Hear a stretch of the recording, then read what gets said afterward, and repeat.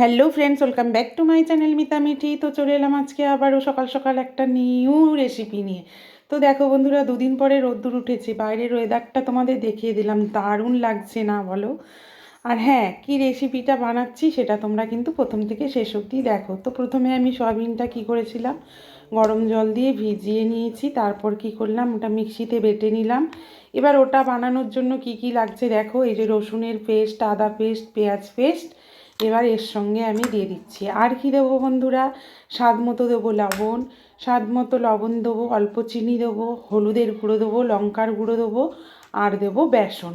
এবার তোমরা চাইলে কর্নফ্লাওয়ার দিতে পারো, কেউ চালের গুঁড়োও দিতে পারো, কেউ সুজিও ওর সাথে মিক্সড করতে পারো, তাহলে বেশ মুচমুচে হয়। তো আমি এখন আজকে যে এই মুহূর্তে আমার কাছে দুটোর কোনোটাই নেই, সেই জন্য আমি কি করব, শুধু বেসন দিয়েই করব।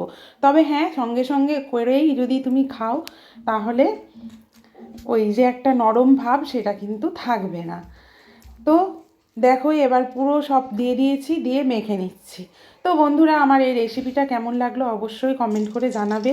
আর তার থেকেও আগে বলি, তোমরা কেমন আছো? আশা করি সবাই ভালো আছো, সুস্থ আছো, আমিও ভালো আছি। তো বন্ধুরা, এই ব্যাটারটা আমি ওই 10 মিনিট মতো মেখে রেখে দিয়েছিলাম। তো তারপর দেখো, কড়া বসিয়ে তেল গরম হয়ে গেছে। তো এইভাবে দেখো, হাতের শেপ দিয়ে বড়াটা বানিয়ে নিচ্ছি।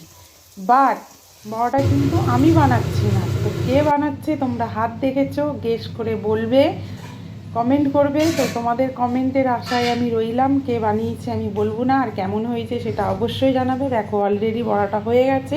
রেসিপিটি ভালো লাগলে অবশ্যই লাইক, কমেন্ট, শেয়ার আর সাবস্ক্রাইব করে পাশে দেখো।